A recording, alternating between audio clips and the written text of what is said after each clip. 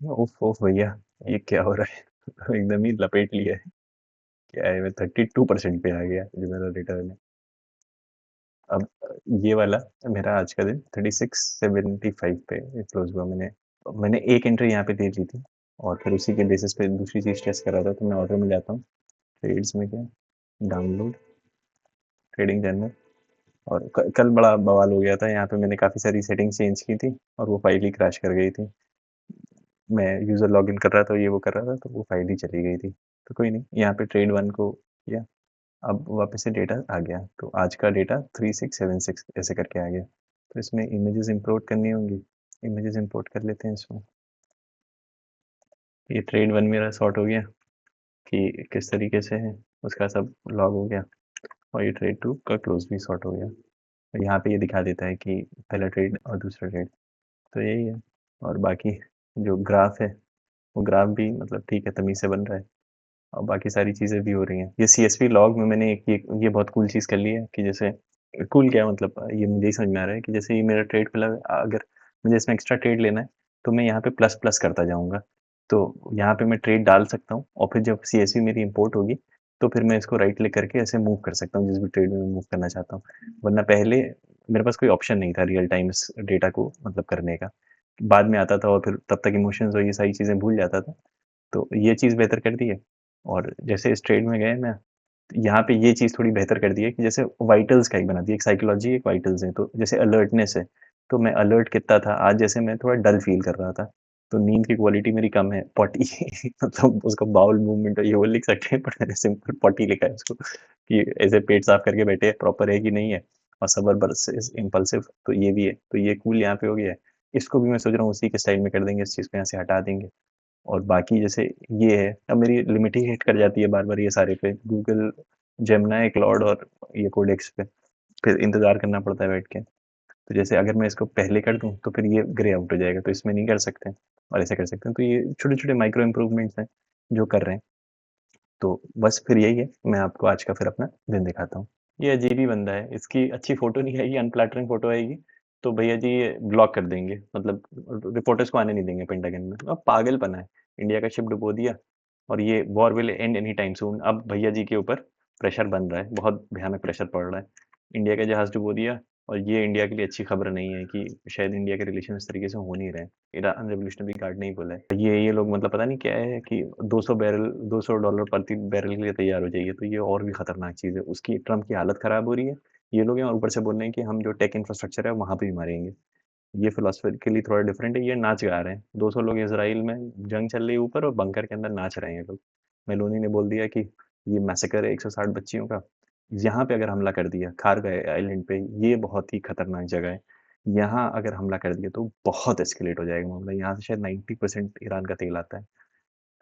Trump कह रहा है कि हम लड़ेंगे नहीं, आईडीएफ वालों की हालत अब खराब हो। वो कह रहे हैं कि ठीक है हम जब तक लड़ना हो लड़ेंगे। इनके बीच में कंट्रडिक्शन आ गया, स्प्लिट पड़ गया, फूट पड़ गई। लकड़ी बहुत महंगी हो गई है। और जब आईआरसीटीसी में ये हो गया है, आईआरसीटीसी में मील हॉल्ट करने की बात हो रही है, एलपीजी सप्लाई में इतना इशू आ गया है। और 90 लाख औरतें निकाल दी गई लाडली बहना से, मतलब 17,000 करोड़ का खर्चा आ रहा था। जिनके पास 2.5 लाख की इनकम है और स्कूटर है, फोर व्हीलर है, तो उनको देने की जरूरत। अब इनको होश आया इलेक्शन जीतने के बाद। 17,000 ऐसे ऐसे प्रोमिस कर दो। यूट्यूब का रेवेन्यू हॉलीवुड स्टूडियो से ज्यादा। ओपन एआई तो अपने कह रहे हैं कि हम 1 ट्रिलियन की वैल्यूएशन हिट करेंगे, जितना माइक्रोसॉफ्ट होता है। 4 साल में जितना बड़ा माइक्रोसॉफ्ट है इतने बड़े हम हो जाएंगे सपने। ईरान ने कह दिया कि अगर जो भी प्रोटेस्ट करेंगे हम उनको एनिमी की तरह ट्रीट करेंगे।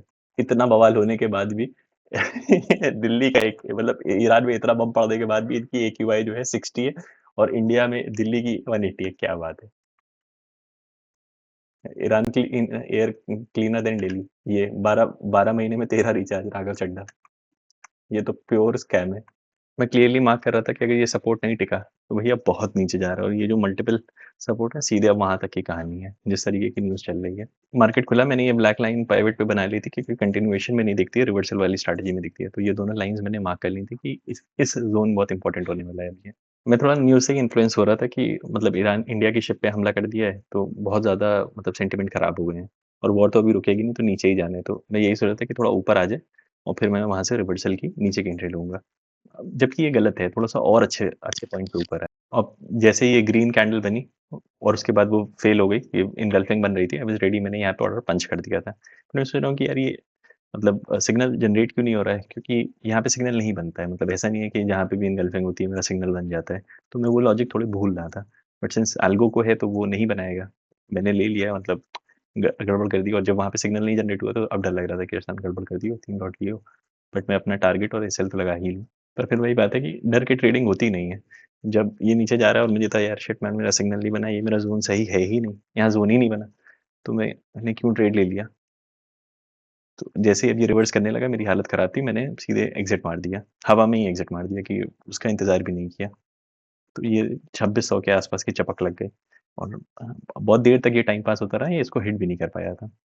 वही थोड़ा सा फेवर में गया, बट फिर अच्छा ही हुआ कि मैं निकल गया, वरना बहुत कस के राख हो जाती, ये बहुत गलत जगह है, ये और ऊपर आएगा, वहां से मुझे शॉर्ट करना चाहिए था, जबकि ये डीमस इतना खुला हुआ है, तो गड़बड़ कर दी थी, जल्दबाजी करी थी आज, ये और कुछ नहीं है। फिर वही है कि अपने आप को डिस्ट्रैक्ट करने के लिए अचानक इतनी इम्पल्सिव मत करो।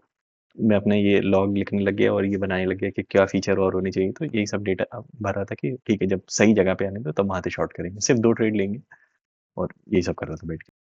ये हाईएस्ट हाई पे, डे के हाई पे मैंने ये जो ब्लैक लाइन बना के रखी थी, मैं यहीं से एक्सपेक्ट कर रहा था कि यहाँ पे एक ही कैंडल बनी या यहाँ से रिवर्सल हो, तो वो हो रहा था, तो आई वाज अलर्ट, मैं प्रीमियम भी देख रहा था और इंडेक्स भी देख रहा था, मैं ये फीचर लिस्ट भी बना रहा था, थोड़ा डिस्ट्रैक्टेड ही था ये फीचर लिस्ट बनाने में। और जैसे ही फिर यहाँ पे मैंने लगा के रखा था कि ठीक है ये स्टॉप लॉस छोटा बन रहा है, और जैसे ही फिर सिग्नल बजा था, मैंने तुरंत से ये जो ऊपर यहाँ पे है, यहाँ से ऑर्डर प्लेस कर दिया, 3 क्वांटिटी करके, और ऑर्डर ले लिया था कि ठीक है बस अब इसके ऊपर नहीं जा रहा है।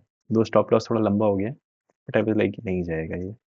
यही मैंने इस पे लिख लिया था कि डिस्ट्रैक्टेड, और स्क्रीनशॉट रख लिया था, ताकि आइंदा याद रहेगा कि मैं अपने लॉग लिखने में डिस्ट्रैक्टेड था, फीचर लिस्ट बनाने में, और यहाँ पे ले लिया था। बट क्योंकि मैं प्लान यही कर रहा था कि यहीं कहीं लेंगे, but I was not very focused, तो मैंने ये बात लिखी है।